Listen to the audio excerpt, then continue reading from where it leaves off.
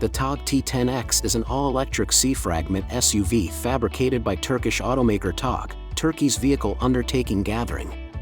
Togg offers two battery choices for the T10X, relating to a decision between a lithium particle battery with a limit of 52.4 kWh and a utilization of 16.7 kWh per 100 km for a scope of 314 km, or a bigger lithium particle battery. 88.5 kWh limit giving 523 km reach to 16.9 kWh per 100 km utilization. The T10X is fit for energizing to 180 kilowatts with a DC charger, permitting the battery to go from 20% to 80% quickly. The standard Turkish power attachment, 230V, will give a full charge for the time being. Batteries are produced at Ciro in Gemlik, Bursa.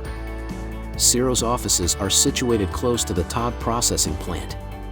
Ciro is a Togg auxiliary, half-claimed, in organization with energy organization Ferasis Energy. Ferasis Energy says the cells will last 1 million kilometers. The T10X is presented in two drivetrain setups. These are either an electric engine on the back hub giving back tire drive, RWD, or double electric engines on the front and back axles offering all-wheel drive, AWD.